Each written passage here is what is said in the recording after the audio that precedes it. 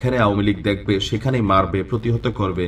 আসলে কি হামিমের এই ক্যাপাবিলিটি আছে, বা ধরেন বিএনপি চাইলেই কি আওয়ামী লীগের বিরুদ্ধে এরকম অ্যাকশন করে টিকা থাকতে পারবে, নাকি নিজেরাই উল্টা ঝামেলায় পড়বে? সম্ভবত হামিমের কথায় অনুপ্রাণিত হয়ে একদল বিএনপি নেতারা মনে করছেন যে আওয়ামী লীগ দেখছি মাইরা ফেলি, কিন্তু ঘটনা ঘটছে উল্টা। বরাবরই কিন্তু আওয়ামী লীগ বড়ই ভয়ঙ্কর। আমি এটা বরাবরই বলি যে আওয়ামী লীগের সাথে লাগালাগি করতে গেলে আপনার হিসাব করে করা উচিত। প্রশাসন দিয়া যে কোনো জিনিস দমন করা খুবই সোজা, কিন্তু লোকাল এরিয়াতে আপনি যখন আওয়ামী লীগ বিএনপি লড়াই করতে যাবেন, সেখানে পরিস্থিতি কিন্তু ভিন্নরূপ হতে পারে। আর 5ই আগস্টের পরবর্তী সময় আওয়ামী লীগকে নিয়ে একটা টানাটানি তো আছে। সেই ক্ষেত্রে জামাতের প্রতি আওয়ামী লীগের যারা নেতাকর্মী আছে অনেকেই অনেকটা পজিটিভ। কেন?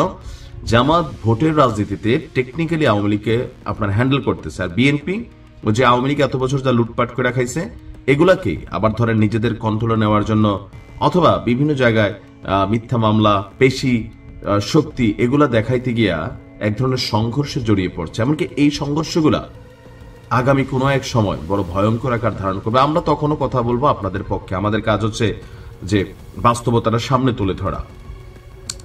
মুন্সিগঞ্জের গজারিয়ায় বিএনপির নেতাকর্মীদের উপর হামলা চালিয়েছে আওয়ামী লীগের নেতাকর্মীরা। কেন? আসুন দেখি। এই ঘটনায় বিএনপির 20 জন নেতা আহত হয়েছে, এর মধ্যে 4 জনের অবস্থা খুবই আশঙ্কাজনক। গতকালকে সন্ধ্যায় উপজেলার হোসেন্দি ইউনিয়নের টান বলাকিচর এলাকায় এই ঘটনা ঘটেছে। আহতদের মধ্যে হচ্ছে শাহাদাত, আসিফ, নওরুল ইসলাম, শুক্কুর আলী। গুরুতর আশঙ্কাজনক অবস্থায় এদেরকে উন্নত চিকিৎসার জন্য ঢাকা মেডিকেল হাসপাতালে পাঠানো হয়েছে। স্থানীয় সূত্র বলছে যে আওয়ামী লীগের নেতা, ছাত্র হত্যা মামলার আসামি গিয়াসউদ্দিন, হোসেন্দি ইউনিয়ন আওয়ামী লীগের সভাপতি মন্টু চেয়ারম্যান এবং নাজমুলের নেতৃত্বে হঠাৎই যুবদল নেতা আনোয়ার প্রধানের বাড়িতে হামলা চালানো হয়। একই সঙ্গে বিএনপির যে ওয়ার্ড কার্যালয় আছে সেটাও ভেঙে চুরে তছনছ করে দিয়েছে। ওসি সাহেবের বক্তব্য যে আমরা খবর পেয়ে দ্রুত পরিস্থিতি নিয়ন্ত্রণের চেষ্টা করি।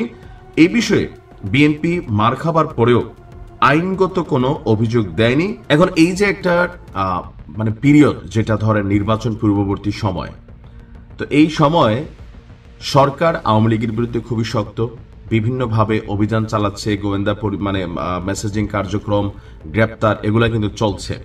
তো এর মাঝখানে আক্তারের ঘটনাকে কেন্দ্র করে আমরা দেখেছি জামাতের প্রতিক্রিয়া। দেখেন ওই রকম কোনো প্রতিক্রিয়া নেই। তাহের ভাই বলতেছিল এটা কোনো ব্যাপারই না, বিদেশে এটা ঘটে।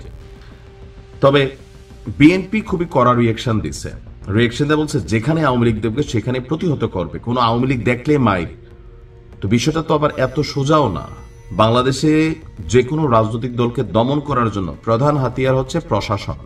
প্রশাসন ছাড়া এদেশে আমার মনে হয় না যে আওয়ামী লীগ, বিএনপি, তারপর হচ্ছে ধরেন জামাত ইসলাম, জাতীয় পার্টি, মানে এদের যতটা দুর্দিন আমরা দেখি এতটা দুর্দিনও থাকার কথা না।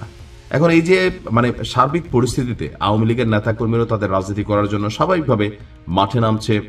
বিএনপি বা অন্যান্য দলের মধ্যে আমি জামাতকে দেখি না, বিএনপি আওয়ামী লীগকে প্রতিহত করার চেষ্টা করছে।